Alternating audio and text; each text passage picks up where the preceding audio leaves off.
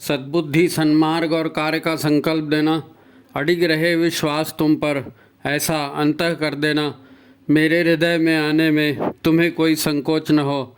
हे गुरुदेव, मुझे नज़रों से दूर कभी न होने देना। हे गुरुदेव, मुझे नज़रों से दूर कभी न होने देना। नमस्कार, गायत्री चिंतन धारा के इस सतत प्रवाह में आप सभी का स्वागत है। मित्रों, आप सभी को गुरु पूर्णिमा की ढेरों शुभकामनाएं। गुरुदेव की कृपा आप पर सदा बनी रहे। इसी शुभकामना के साथ आज की बात को शुरू करेंगे। सद्गुरु या ईश्वर विभिन्न रूपों में हमारे सामने आते हैं। सद्गुरु या ईश्वर विभिन्न रूपों में हमारे सामने में आते हैं। माता पिता के रूप में वो हमें जन्म देते हैं, हमें आकार देते हैं, स्वरूप देते हैं। तो गुरु के रूप में वही परमात्मा हमें दुर्लभ ज्ञान भी देते हैं। गुरु के रूप में दुर्लभ ज्ञान भी देते हैं। बात दिखने वाले शरीर की नहीं है कि ये माता है और ये ऐसी दिखती है और ये पिता है और ये ऐसी दिखती है। नहीं, माता पिता गुरु ये दिव्य शक्तियाँ हैं, है ना। तो बात केवल दिखने वाले शरीर की नहीं है। शरीर तो कोई भी कैसा भी रख लेता है ना, शरीर बदलते रहता है। रावण भी आया था साधु के वेश लेकर के, है नी, और सीता का हरण करके चला गया। तो वेश तो कोई भी हो सकता है, व्यक्तित्व क्या है, भीतर की शक्ति क्या है, वो महत्वपूर्ण होती है। गुरु का शरीर महत्वपूर्ण नहीं होता, दृश्य रूप महत्वपूर्ण नहीं होता। वैसे माता पिता का भी है, दृश्य रूप कोई महत्वपूर्ण नहीं होता। खैर, वो शरीर जो है, शक्ति शरीर के माध्यम से काम करती है, इसलिए शरीर का महत्व हो जाता है नी। शक्ति जो है शरीर के माध्यम से काम करती है, इसलिए वो शरीर महत्वपूर्ण हो जाता है। मगर यही जो है ना, शरीर को देख करके लोग धोखा खाते हैं। शरीर को देख करके लोग धोखा खाते हैं और फिर यहाँ वहाँ भागते हुए दिखते हैं, है ना। यहाँ वहाँ धोखा खाते रहते हैं, क्योंकि मेकअप करके कोई भी सामने आ जाता है, अपने आप को बहुत बड़ा बताना शुरू करता है, तो लोग भाग जाते हैं ना शरीर को देख के। धोखा खाते हैं कि नहीं खाते? और भी कई हैं शरीर देख के धोखा खाने के उदाहरण बहुत है ना। कितने तौर तरीके से पति पत्नी छाटे जाते हैं। नहीं, हमको तो ऐसा पति चाहिए, नहीं हमको तो ऐसी पत्नी चाहिए। खूब छाटते हैं, खूब छाटते हैं, खूब छाटते हैं जी। और फिर शरीर देख के, बाहरी चीज़ देख के छाटते तो क्या होता है ना। यही सदगुरु छाटने पर भी होता है। सदगुरु को जो है ना, वो बोलते हैं ना कि पानी पियो छान के और गुरु बनाओ जान के। तो गुरु को जान के, सोच के, समझ करके और उसकी ऊर्जा का वर्णन किया जाता है गुरु की, है नी। तो शरीर और गुरु के मेकअप देख के गुरु की पहचान नहीं होती। गुरु की पहचान है अखंड मंडलाकारम, है ना, ब्रह्मांड व्यापी आलोक करता बने। वो गुरुदेव जो है अखंड मंडलाकार। बोलना आसान है, मंत्र सबको मालूम है, लेकिन वो अनुभव नहीं करते ना। गुरु को अखंड मंडलाकार अनुभव कहाँ करते हैं? आप 24 घंटे अनुभव करते हो क्या? नहीं, गुरुदेव मेरे को देख रहे हैं। नहीं, गुरुदेव मेरे को देख रहे हैं। गुरुदेव तो देख रहे हैं, अखंड मंडलाकारम है, सचेत हैं, जागृत है, वो तो आपको देख रहे हैं, लेकिन कौन अनुभव करता है ना। तो इसीलिए शरीर से धोखा होता है। सच्चे सद्गुरु जो हैं, सच्चे सद्गुरु से हम जुड़ जाए ना, तो इससे बड़ा कोई सौभाग्य नहीं हो सकता। सच्चे सद्गुरु से जुड़ जाए, इससे बड़ा कोई सौभाग्य नहीं हो सकता। वैसे तो गुरुदेव ने गायत्री माता के बारे में कहा है कि जब भी कोई गायत्री से जुड़ जाता है तो कौवा भी कोयल हो जाता है और बगुला भी हंस हो जाता है। आपने गुरुदेव के प्रवचन में सुना होगा, वीडियो भी बने हैं इसके, है ना। गुरुदेव कहते हैं गायत्री से जुड़ जाए तो कौवा भी जो है कोयल हो जाता है और बगुला जो है वो भी हंस हो जाता है। पर अब इसी को ऐसा कहो कि जब कोई सच्चे सद्गुरु से जुड़ जाता है, ईमानदारी से जुड़ जाता है, तो कौवा भी कोयल हो जाता है और बगुला भी हंस बन जाता है। यहाँ मुख्य दिक्कत को समझ जाएंगे तो आपकी गुरु पूर्णिमा जो है वो सफल हो जाएगी। मुख्य दिक्कत को सफल जाएंगे। कौन सी दिक्कत है? पहली दिक्कत यह है, पहली बात जो है कि सद्गुरु की पहचान हो पाना। किसी को भी गुरु बना लिया ऐसा नहीं। क्योंकि गुरु की चेतना से जुड़ना है ना, तो वो चेतना वैसी होनी चाहिए। तो पहली बात गुरु की, सद्गुरु की पहचान हो पाना। और दूसरी बात उससे भी महत्वपूर्ण है कि अपनी आत्मा को सद्गुरु की आत्मा से जोड़ देना। अपनी आत्मा को सद्गुरु की आत्मा से जोड़ देना, ये उससे भी कठिन काम है। समझे बात को? ध्यान से सुनो, समझ में आएगी। और समझना जरूरी है असल में, ध्यान से समझो, है ना। सच्चा लोहा सच्चे पारस पत्थर को छू लेगा ना, तो सच्चा सोना बन जाएगा। सच्चा लोहा सच्चे पारस पत्थर को छू लेगा तो वो सच्चा सोना हो जाएगा। यही फार्मूला है कि सच्चा शिष्य आप बनेंगे और सच्चे गुरु से जुड़ जाएंगे तो बारे न्यारे हो जाएंगे, है ना। सच्चा पारस सच्चे लोहे को के संपर्क में आता है तो सच्चा सोना बन जाता है। सद्गुरु तो शिष्य को सोना बनाने के लिए बैठे हैं। वो जिसको सद्गुरु बोलते हैं ना, सद्गुरु को हमेशा अच्छे शिष्य की तलाश होती ही है। अच्छे शिष्य की तलाश होती है। अब आप कहेंगे कैसे पता चलेगा? आपने हिमालय का सुना होगा, हिमालय में ऋषि संसद है, हिमालय में कुछ दिव्य क्षेत्र है जहाँ ऋषि मुनि तप करते रहते हैं। तो यदि कोई अपने भीतर शिष्यत्व को जगाता है, अच्छा काम करने का संकल्प लेता है, अपने भीतर शिष्यत्व को जगाता है, अच्छा काम करना शुरू कर देता है, तो वो भले हिंदुस्तान के या दुनिया के किसी भी कोने में हो, उसकी पवित्रता जो है ना, उसकी पवित्रता की ऊर्जा जो है वो हिमालय में पहुंच जाती है और वहाँ से उसके मार्गदर्शन की कोई न कोई व्यवस्था बना दी जाती है। मतलब आप सच्चा शिष्य तो बने, गुरु हमेशा तैयार है। गुरु तो ढूंढते रहते हैं कि मैं अपनी विद्या में अपना ज्ञान किसको दूं। गुरु का काम ही ज्ञान देने का है। तो सद्गुरु तो शिष्य को सोना बनाने के लिए बेताब बैठे हैं जी, बेताब बैठे हैं। प्रभु तो राजा दशरथ के घर में जन्मे, प्रभु राम जो है राजा दशरथ के घर में जन्मे, वही उनको शरीर मिला, है ना। और वो क्या कहलाए? दशरथ नंदन राजकुमार राम, दशरथ नंदन राजकुमार राम। पर उधर विश्वामित्र बेचैन बैठे थे राजकुमार राम को श्री राम बनाने के लिए। विश्वामित्र बेचैन बैठे थे कि कैसे ये राजकुमार जो है ये श्री राम में बदल जाए और उन महान कामों को करे, उन बड़े कामों को करे जो आवश्यकता युग की है। युग परिवर्तन के लिए, लोगों की भलाई के लिए राजकुमार बन करके महल में बैठने से काम नहीं बनेगा, श्री राम बनना पड़ेगा। और बाद में मर्यादा पुरुषोत्तम श्री राम बने और कितना बड़ा उन्होंने एक चरित्र उन्होंने अपना अनुकरणीय स्थापित किया, जिसको आज भी आप मर्यादा पुरुषोत्तम राम के नाम से जानते हो, है ना। तो गुरु तो स्वयं तैयार के बैठे हैं जी शिष्य को देने के लिए। हम ही लोग हैं गुरु को पहचानते नहीं हैं। गुरु के पास अब शरीर सबका दिखता रहता है ना, तो हम इसको उसको देखते हैं। तो कोई भी आदमी दिखता है तो हम सोचा अच्छा ये आदमी ना ये उसके जैसे दिख रहा है, ये महिला ना ये उसके जैसे दिख रही। तो हमारा दिमाग शरीर के पीछे दौड़ता है, जो दृश्य रूप है उसके पीछे दौड़ता है।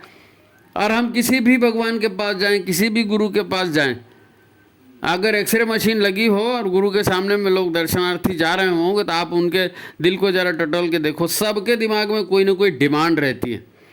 हे भगवान मेरा धंधा ऐसा चल जाए, हे भगवान मेरी लड़की की शादी हो जाए, हे भगवान फलाना हो जाए ठिकाना हो जाए। डिमांड लेकर के लोग जाते हैं कि चलो भाई इस आदमी के पैर पड़ लेते हैं, दक्षिणा चढ़ा देते हैं, धोती कुर्ता चढ़ा देते हैं, कुछ और होगा वो भी चढ़ा देते हैं, 1000 50 5000 10,000 50,000 जैसी जिसकी हैसियत है उतना चढ़ा देते हैं। हमारा वो रुका हुआ काम हो जाए। तो लोग गुरुओं के पास जाते भी हैं ना तो अपने भौतिक स्वार्थ को लेकर जाते हैं। अब इसमें कोई उनकी भी गलती नहीं है, उनको बेचारे को जो समझ आता है वही तो। अब गुरु से मिले हैं नहीं, ज्ञान मिला है नहीं, तो जिस चीज़ का महत्व होता है उसी के लिए जाते हैं। स्वामी विवेकानंद का भी उदाहरण है ना, साक्षात। ये तो आज के युग की बात है। स्वामी विवेकानंद अपने गुरु रामकृष्ण परमहंस से कोई बहुत बढ़िया दिखते हैं, बहुत बढ़िया प्रवचन देते हैं, इसलिए मिलने थोड़ी गए थे, इसलिए मिलने नहीं गए थे।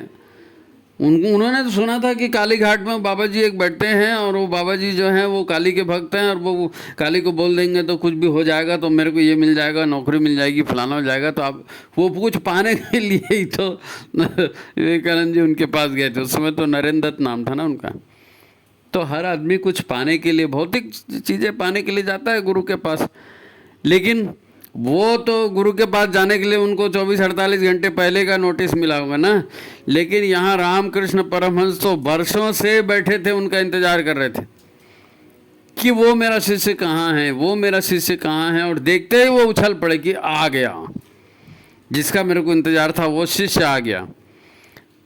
तो उन्होंने यानी ये बात भी पूछते कि भाई चलो तुम काहे के लिए आए हो, क्या हो, तो भाई नरेंद्र जी ने उन्होंने कहा कि भाई मैं नौकरी के लिए आपके पास आया हूँ, ये वो मेरे पिताजी ऐसा, उन्होंने जो कुछ भी बताना होगा बताया। तो रामकृष्ण परमहंस जो उनके गुरु थे और साक्षात बैठे थे उनका इंतजार करते हुए कि मैं अपनी शक्तियाँ किसको ट्रांसफ़र करूँ। तो जैसे उन्होंने विवेकानंद को देखा, उन्होंने वो उनको कैसे वो उनकी कुंडलिनी जागरण की प्रक्रिया हुई आपको मालूम है। वो तो छाती पे चढ़ बैठे थे, है नहीं, और उन्होंने अपना ऊर्जा दे दिया था उनको पूरा। गुरु बेताब होते हैं, गुरु ईश्वर का रूप होते हैं, ईश्वर का बनाया हुआ ये संसार है और ईश्वर की चिंता होती है कि संसार अच्छा कैसे चलेगा, धरती अच्छी कैसे रहेगी, प्राणी सुख से कैसे रहेंगे। अब सबको ठीक ठाक करना है तो उनको करने वाले आदमी चाहिए, तो वो ढूंढते रहते हैं पवित्र आत्माएं कौन है, कौन अपना जीवन जो है ईश्वरीय कार्य में समर्पित करेगा। अब गुरु ईश्वर का ही तो रूप है ना, तो गुरु तो देखते रहते हैं कि कौन ऐसा शिष्य आएगा, कौन ऐसा शिष्य मिलेगा। फिर एक बार जहाँ गुरु का आशीर्वाद मिला, जहाँ गुरु का स्पर्श मिला, जहाँ गुरु ने अपनी ऊर्जा स्थानांतरित की नरेंद्र दत्त में, वो विवेकानंद हो गए। वो आत्मा का आत्मा से मिलन, गुरु की आत्मा का शिष्य की आत्मा से मिलन, या शिष्य की आत्मा का गुरु की आत्मा से मिलन, ये चीज़ बोल रहे थे, ये चीज़ बोल रहे थे। जो पहले बोला गया ना कि भाई सच्चा पारस और सच्चा लोहा मिल जाए तो सच्चा सोना बन जाता है। तो सच्चा शिष्य, सारे सच्चे शिष्य के गुण नरेंद्र में थे, विवेकानंद में सच्चे शिष्य के सारे गुण थे। और रामकृष्ण परमहंस तो नो डाउट परमहंस थे, वो तो पारस वैसे ही थे। तो ये मिले तो चमत्कार हुआ, सच्चा सोना बना। और सच्चा सोना बना तो उस गुलामी के युग में सारे विश्व में, उस गुलामी के युग में सारे विश्व में धर्म का डंका अगर किसी ने बजाया, सनातन का डंका अगर किसी ने बजाया, वेदांत का डंका अगर किसी ने बजाया, तो वो जो सच्चा शिष्य था, जो गुरु से संपर्क में आकर के सच्चा सोना बन गया था, उसने इस काम को किया, उसने इस काम को किया। और गुरु यही करते हैं, यही ढूंढते भी रहते हैं, सुपात्र को ढूंढते रहते हैं। हमारे गुरुदेव ने भी कहा ना, अपने पात्रता का विकास कीजिए, अपने आप को सामर्थ्य बनाइए। सामर्थ्यवान बनाएंगे तो देने वाला स्वयं दौड़ के आएगा, देने वाला स्वयं दौड़ के आएगा। ये नेचर का, प्रकृति का नियम है। गुरु को ढूंढना नहीं पड़ता, सज्जनों को ढूंढना नहीं पड़ता। जंगल में इतने सारे करोड़ों पेड़ पौधे रहते हैं, हम लोग ट्रेन से कभी जाते हैं तो देखते हैं ना, यहाँ कौन आता होगा पानी देने, कैसे पानी मिला, कैसे ये लोग यहाँ पर पनप गए।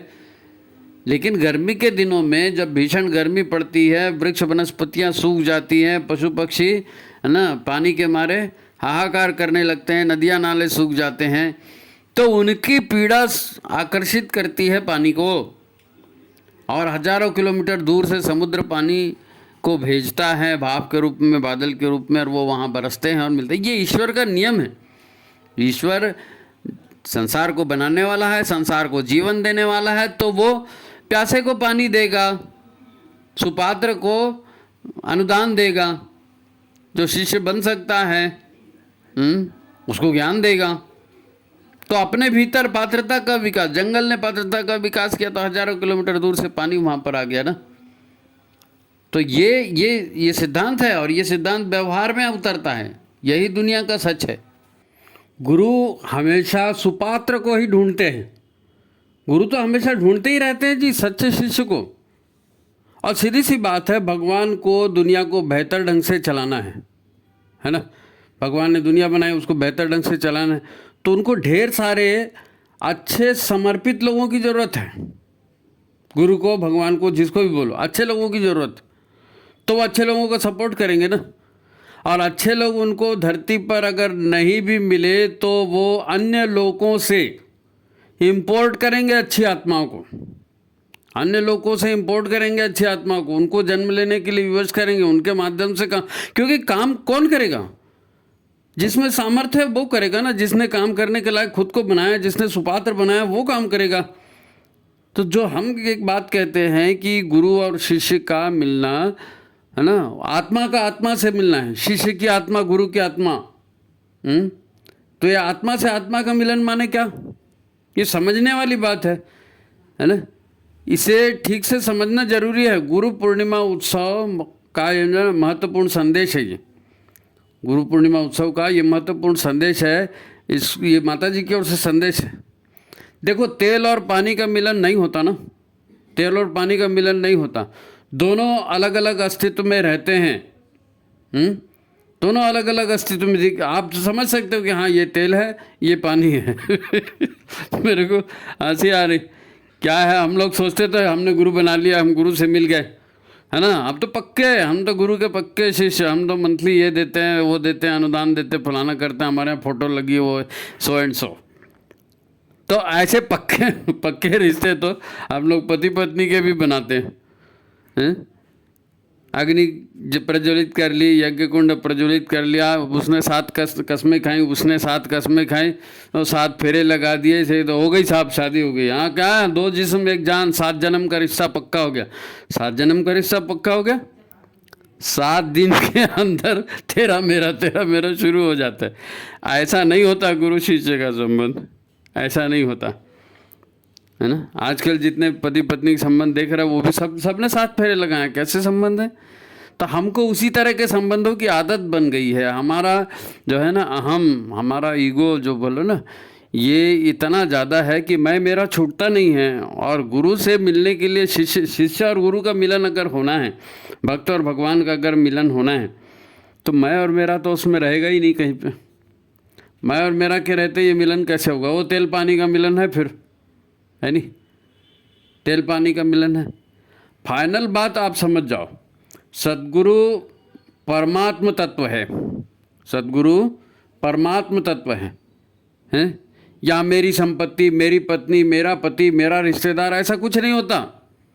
सब कुछ ईश्वर की व्यवस्था को बेहतर बनाने, हैं, उसी का उपक्रम है।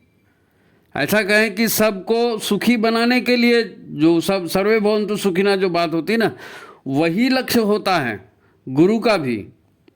और गुरु ऐसी ही शक्ति, ऐसी ही ऊर्जा शिष्य को देता है कि वो भी अपने आप को जाने कि मैं भी सोहम हूँ, मैं भी वही परम तत्व हूँ, और मेरा भी वही काम है जो मेरे गुरु का काम है। सर्वे भवन्तु सुखिना, शिष्य भी उसी को कर लेता है, अपना लेता है। यही तो परमात्मा तत्व है। परमात्मा तत्व शिष्य में भी आ जाता है, शिष्य में भी आ जाता है। शिष्य के भीतर भी गुरु उसी परम तत्व को जगाना चाहते हैं, है ना। हमारे यहाँ भी गुरुदेव जगाना चाहते हैं ना हमारे परम तत्व को। भटका हुआ मंदिर इसीलिए तो बनाया है। जब भी बात आएगी ना भटका हुआ मंदिर का, तो बराबर बात आएगा। शांति कुंज की महत्वपूर्ण स्थापना है, गुरु का महत्वपूर्ण संदेश है वो। नरेंद्र दत्त को जब रामकृष्ण ने छुआ, गुरु शिष्य की बात कर रहे हैं ना, तो नरेंद्र दत्त ने जब रामकृष्ण ने जब नरेंद्र दत्त को छुआ, तो उन्होंने वो सारी दीवार भस्म कर दी। वो बीच की जो एक पर्दा था, एक दीवार थी ना, वो पूरी भस्म कर दी छूते ही, है ना। अब वो छूते ही नरेंद्र दत्त को क्या अनुभव, ये तो नरेंद्र दत्त ही बता सकते, स्वयं विवेकानंद ही बता सकते हैं कि गुरु के छूने पर उनको क्या अनुभव हुआ था, है ना। पर इतना साफ दिखता है, इतना साफ दिखता है, नरेंद्र दत्त का देह भाव उसमें भस्म हो गया। उसके बाद कहीं साहित्य में, कहीं लेखन में ये चीज़ नहीं मिलती कि उन्होंने फिर कहा होगा कि फिर मेरी नौकरी का क्या होगा। मेरी नौकरी की मांग थी, उसको तो गुरुजी आपने पूरा किया ही नहीं, मेरे परिवार चलाने की बात है उसको पूरा, ऐसा कहीं भी उसके बाद मिलता ही नहीं है, है ना। गुरु ने शिष्य को छुआ, गुरु की ऊर्जा, गुरु की चेतना और शिष्य की चेतना एक हो गई, तो नरेंद्र दत्त जब विवेकानंद हो गए तो कोई बात ही नहीं बची, कोई दीवार खत्म, है नहीं। लोहे ने जो है पारस को छू लिया, और पारस को छू लिया तो लोहा जो है, वो लौह होता तो पूरा खत्म हो गया जी। वो कहाँ लौह बचा, वो तो सोना हो गया, वो सोना हो गया। फिर उसकी सारी डिमांड और ये वो सब कहाँ गई पता नहीं। स्तर बढ़ गया, लेवल बढ़ गया, है ना, स्तर बढ़ गया, लेवल बढ़ गया।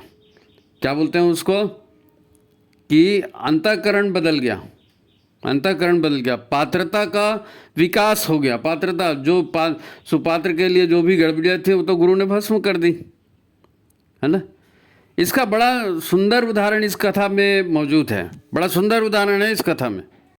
आपने वो कथा सुनी होगी स्वामी रामकृष्ण परमहंस के देहत्याग के बाद, और जब वो शिकागो जाने वाली बात आई, विश्व धर्म सम्मेलन में जाने की बात आई, तो तब तक जो है ना विवेकानंद बन चुके थे, उनका देह भाव खत्म हो गया था और वो गुरु की चेतना से उनका साक्षात्कार हो गया था।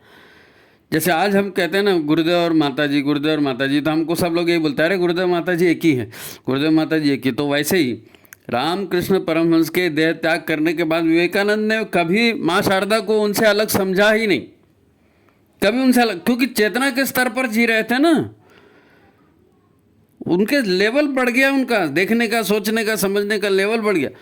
तो उन्होंने माता जी से जो है माँ शारदा से आज्ञा ली कि भाई वहाँ पर ऐसा ऐसा धर्म जागरण का सम्मेलन हो रहा है और ऐसी संवेदना आ रही कि वहाँ जाना चाहिए। तो माँ ने कहा ठीक है जाना चाहिए। और ऐसी कथा प्रसंग आता है कि माँ शारदा वहाँ कुछ काम कर रही होंगी, तो उन्होंने विवेकानंद से कहा कि भाई वो ज़रा चक्कू उठा कर देना, वो ज़रा चक्कू उठा कर देना। तो विवेकानंद ने जब उनको चक्कू उठा कर दिया तो वो चक्कू माता जी ने रिसीव किया, माँ शारदा ने रिसीव किया और उन्होंने कहा कि हाँ अब तुम जा सकते हो।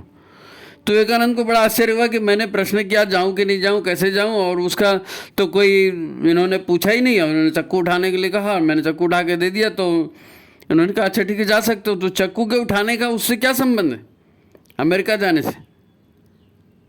तो उन्होंने कहा कि देखो जब मैंने चक्कू मांगा तो तुमने चाकू की नोक अपने हाथ में पकड़ी और चाकू की मूठ माता जी को दी। चाकू की नोक अपने हाथ से उठाई और मूठ को माता जी को दिया, क्योंकि माता जी को चाकू की नोक देते तो हो सकता है उनको कट जाता हाथ पर, हाथ, है नहीं।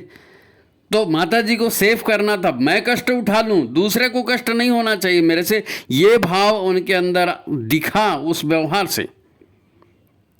तो माता जी ने एक झटके में ओके कर दिया कि जो व्यक्ति, जो चेतना दूसरे का हित पहले देख रही है वो तो सुपात्र है। और उन्होंने सीधा ओके कर दिया कि हाँ जाओ, हाँ जाओ। और वो महसूस करते थे, वो गुरु की चेतना को अपने आसपास महसूस करते थे। कितने वहाँ पर उनको झंझटों का, मुसीबतों का सामना करना पड़ा। और विवेकानंद ने जब वो शिकागो वाला भाषण दिया था तो उन्होंने गुरु से आह्वान किया मन ही मन और बोला और काम उनका हो गया। दरअसल ये चेतना का चेतना से जुड़ जाना, आत्मा का आत्मा से जुड़ जाना, यही तो गुरु पूर्णिमा का पर्व है। हम सब गुरु की पूजा कर रहे हैं तो गुरु को दक्षिणा क्या दी जाती है? आत्मसमर्पण। गुरु को दक्षिणा क्या दी जाती है? आत्मसमर्पण। हमारे गुरुदेव पंडित श्री राम शर्माचार्य, मैं ये उदाहरण इसलिए दे रहा हूँ कि हम श्री राम शर्माचार्य की वंदनीय माता जी की बात करते हैं तो हमारे यहाँ पढ़ने लिखने में यही आता है, हमको बताया भी यही गया है कि वो रामकृष्ण परमहंस ही तो स्वामी रामकृष्ण तो श्री राम शर्माचार्य हैं, माँ शारदा ही माँ भगवती है। जब इस तरह की बातें की जाती हैं तो ये सारा हमारे सामने प्रत्यक्ष होता है और हम अपने आप को नरेंद्र दत्त की जगह देख पाते हैं कि नहीं देख पाते। ये गुरु पूर्णिमा पर्व आया ही इसलिए है।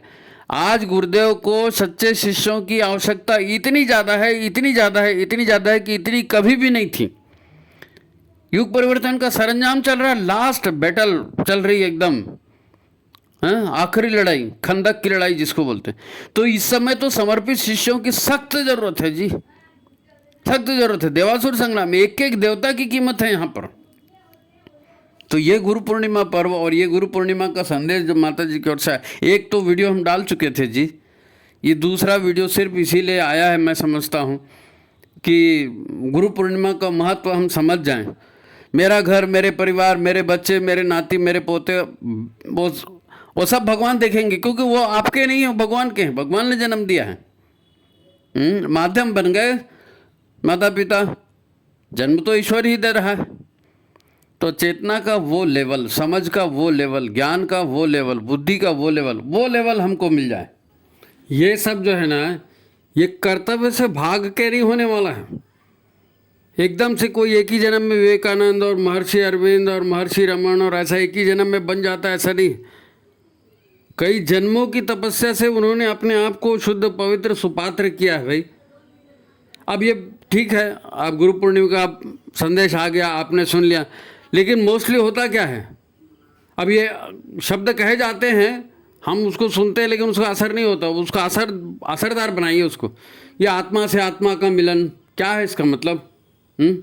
अपनी पात्रता का विकास है, इसका मतलब क्या है? घर परिवार को भगवान देख लेंगे। ये सब बड़ी बड़ी बातें हैं, ये सब बड़ी बड़ी बातें हैं जिन पर वास्तव में ध्यान जाता ही नहीं। लोग प्रवचन सुन लेते हैं और वास्तव में करना क्या है ये समझ में ही नहीं आता। आज तक नहीं मालूम कितने प्रवचन सुने, कितने यज्ञों में गए, कितनी गुरु पूर्णिमा के संदेश सुने, कुछ फर्क पड़ा होगा तो अच्छी बात है। आज गुरु पूर्णिमा का संदेश सुन तो लिया, ठीक है, मुझे भी गुरु कृपा चाहिए, हाँ ठीक है, मुझे भी रामकृष्ण जी जैसी है ना गुरु की कृपा मिलनी चाहिए, गुरुदेव माता जी की जो कृपा है वो भी मुझको मिलनी चाहिए।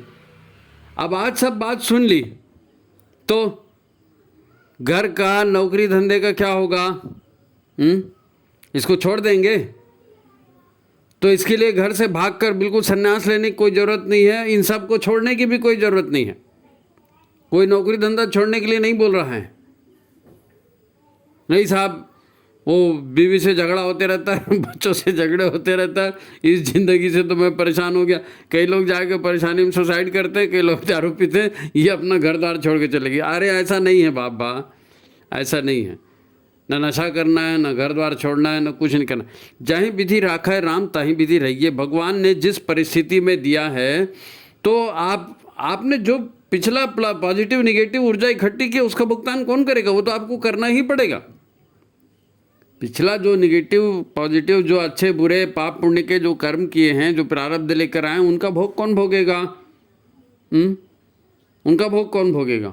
वो सब गुरुजी काट देंगे। गुरुजी ऐसा सबका भोग थोड़ी काटते रहेंगे। काट करके अपने को सुपात्र बनाना है, तब वो समझेंगे कि हाँ भाई ये आदमी काम का है, ये समझता है, इसने अपने ऋणानुबंध जो हैं काटे हैं। पति पत्नी के ऋण हैं, माता पिता के ऋण हैं, गुरु के ऋण हैं, समाज के ऋण हैं। जीते जी इसको काटना है, धंधा करते हुए इसको काटना है, नौकरी करते हुए इसको काटना है, शांति से, कोई बदले की भावना से नहीं, अपना कर्तव्य समझ करके। किसी के ऊपर एहसान नहीं कर रहे हो, तुम्हारे लिए कमा के ला रहा हूँ, तुमको रोटी खिला रहा हूँ, तुमको कपड़े खिला रहा हूँ, नहीं नहीं, ये सब कुछ नहीं होता। अपना कर्तव्य समझ करके करना है काम को। नहीं पता चला पत्नी बच्चों से परेशान है तो घर भी छोड़ दो, हैं, एक पंथ दो काज हो जाए, वह घर से झंझट से भी मुक्ति और अपना गुरु के पास भी पहुंच गए। नहीं, ऐसा नहीं होता। ऐसे लोगों को गुरु स्वीकार करेंगे कि बिल्कुल स्वीकार नहीं करेंगे। जो आदमी अपना कर्तव्य नहीं समझता, अपने कर्तव्यों का पालन नहीं करता, यम नियम का पालन नहीं करता, उसको ऐसी सब मिल जाएगा? ऐसा नहीं होता, ऐसा नहीं होता। गुरुजी आपको विवेकानंद या निवेदिता ऐसे ही नहीं बनाएंगे, ऐसा नहीं होता भाई। तो ये जो बड़े बड़े शब्द हैं, इनका अर्थ समझना पड़ेगा, आपको अध्ययन करना पड़ेगा, आपको उपासना करनी पड़ेगी, आपको जाप करना पड़ेगा, आपको साधना करना पड़ेगा। इसका क्यों करना है ये मर्म समझना है। गुरुदेव ने करने के लिए कहा है ना, तो क्यों कहा है? इसीलिए कहा है, तो करिए। तो कैसे करना है? तो ढंग से नहीं हो रहा है, तो ढंग से नहीं हो रहा है, तो ढंग समझिए। सबसे पहले तो आप गुरु आह्वान करते हो, मातृवत लालित्रिच पितृवत मार्गदर्शिका नमोस्तु गुरु सत्ताय श्रद्धा प्रज्ञा युता चल। तो गुरुदेव माता जी को उस हिसाब से आप ट्रीट करते हो क्या? अखंड मंडलाकारम, मैं हमेशा उनकी नज़र में हूँ, वो मेरे को हमेशा देख रहे हैं, ऐसा कभी जीवन में अनुभव आता है? उनके इशारों पर उन्होंने जो कहा है उस आधार पर मेरे को अपने को जीवन जीना है, मैंने उनसे दीक्षा ली है, ये कभी बात आती है? नहीं। हम तो डिग्रीधारी होते हैं, हम पैसे वाले होते हैं, हम पद वाले होते हैं, हम पोस्ट वाले होते हैं, और हमको उस हिसाब से करना पड़ता है। और आजकल के ज़माने में ये ऐसा है, अरे कोई आज और कल नहीं, कुछ नहीं होता है। गुरु से आपका संबंध है, आत्मा से आत्मा की बात आप कर रहे हो, तो आत्मा से आत्मा की बात कैसे होगी? आत्मा मतलब चेतना, एक चेतना, गुरु की चेतना जैसा व्यवहार करती है, आप गुरु के जैसा व्यवहार करेंगे क्या? आत्मा से आत्मा का मिलन मतलब आपके मन से वो आवाज़ आनी चाहिए जो आवाज़ गुरुजी उतार रहे हैं। आपकी पात्रता का विकास कब होगा? आप पत्नी हैं तो घर के पति का प्रति जो कर्तव्य है, बच्चों के प्रति जो कर्तव्य है, वो नहीं निभाएंगे तो पात्रता का विकास कैसे होगा? आप पति हैं, आपका काम है घर को चलाना, तो आप घर के लिए कमाई करके नहीं लाएंगे, घर की व्यवस्था नहीं बनाएंगे, घर के बुजुर्गों की सेवा नहीं करेंगे, समाज की सेवा नहीं करेंगे, मिशन का काम नहीं करेंगे, तो कैसे पात्रता बढ़ जाएगी? अपने आप बढ़ जाएगी? जी नहीं, जी नहीं। घर परिवार को भगवान देख लें, भगवान घर परिवार देखने के लिए भगवान ने तुमको भेजा है। ये सारे काम ईमानदारी से करना है। योग, योगा कर्मसु कौशलम, ये सारे कर्म हैं, इन सारे कर्मों को कुशलता से करना है, कुशलता से करना है। कोई प्रतिवाद नहीं, कोई हिंसा नहीं, कोई बदले की भावना नहीं, कोई एहसान नहीं, कोई एहसान फरामोशी नहीं, ऐसा कुछ नहीं। गुरुदेव माता जी का मैं बच्चा हूँ, मेरे को ये जिम्मेदारी मिली है, मेरे कुछ प्रारब्ध है, मेरे को दुख मिल रहा है, तो प्रारब्ध को काटना है। कुछ खुशी मिल गई तो अच्छी बात है, इस खुशी को बांटना है। आप ये समझ करके जिएंगे, ये समझ करके जिएंगे, इसकी शपथ आज लेकर के जाना है। जब आप अपने जीवन में ईमानदार होंगे ना, सारे कर्जों को चुकाएंगे, सारी लेनदारी देनदारियों को चुकाएंगे, सबके साथ न्याय करेंगे, तो आपकी पात्रता बढ़ेगी। आपकी पात्रता बढ़ेगी तो आप गुरु की नज़र में आएंगे। ये एक बात, ये एक बात जो साधना उपासना गुरुदेव ने कहा है, ध्यान जाप का, वो उसका अपना महत्व, वो परिमार्जन के लिए जरूरी है, वो तो आपको करना ही है। लेकिन 24 घंटे जो भी अच्छा होता है उसके लिए ईश्वर को धन्यवाद देना, गुरु को धन्यवाद देना, हमेशा गुरु को याद करना। कभी मुसीबत आए कि भाई मैं क्या करूं क्या नहीं करूं, तो गुरुदेव ने क्या कहा है, जैसा गुरुदेव ने कहा है वैसे करना है। घर में पति पत्नी है, एक मत नहीं होते हैं, एक मत नहीं होते तो मिलिए, बैठिए, एक दूसरे की उपासना कीजिए, एक दूसरे के विचारों को समझिए और जो सही है उस पर निर्णय लीजिए। यज्ञ कार्य है, ये जीवन को यज्ञ में बनाना है, तो जीवन यज्ञ कब बनेगा? जब पति पत्नी एक साथ मिलकर बैठेंगे और एक साथ बात करेंगे और जीवन की एक प्लानिंग बनाएंगे। नहीं साहब वो तो सुनते ही नहीं है, वो ऐसा ही नहीं होते, तो क्यों नहीं सुनते? आपको अपने आप को ऐसा बनाना पड़ेगा कि आपकी बात सुनी जाए। भाई एक पागल जा रहा है, उसकी बकवास कोई सुनता है क्या? कोई नहीं सुनता। कोई भी आके कुछ भी मांगने वाला होता है, वो आता है आपकी चमचागिरी करता है, बहुत सारी, आप तो महान हो, आप फलाना और ठिकाना, आप सुनते हो क्या? अरे भैया छोड़, हटा, इतना मस्का मत मार, मैं तेरे कुछ नहीं दूंगा, भगा देते हो ना। तो ये सब करने से नहीं होता है। ईमानदारी बोलती है, स्पष्टता बोलती है, पवित्रता बोलती है, शुद्धता बोलती है, न्याय बोलता है। और जो व्यक्ति ऐसा करेगा उसके अंतःकरण से जब गुरु की पुकार निकलेगी तो वो पुकार गुरु तक जाएगी और गुरु वहाँ से आपको सहायता भेजेंगे।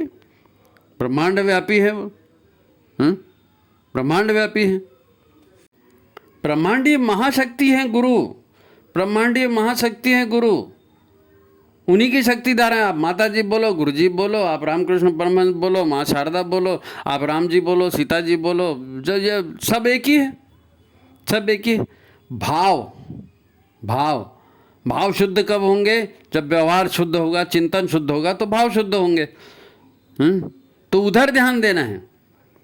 आपका सौभाग्य ये है कि गुरुजी से जुड़ गए और ये संदेश आप तक पहुंच गया। अब इसकी शुरुआत करना है।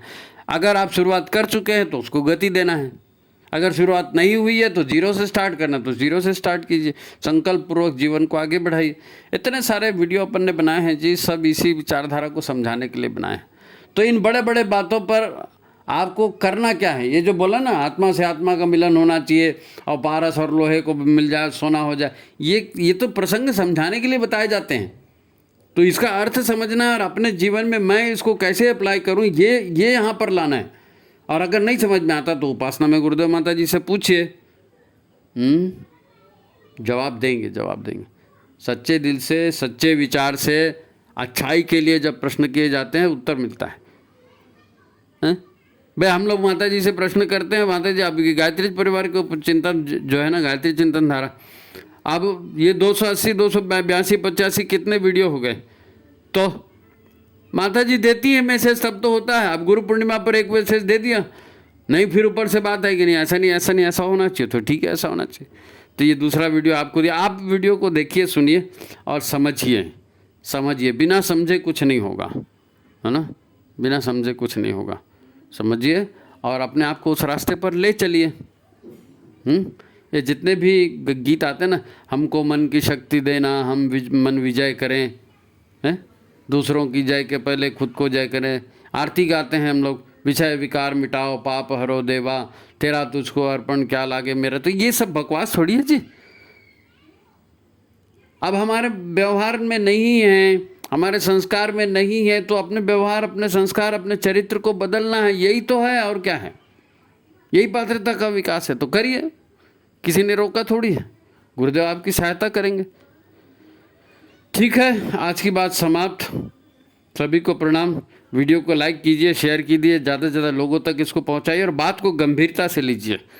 अगर गुरु की बात गंभीरता से नहीं लेंगे तो फिर किसकी लेंगे।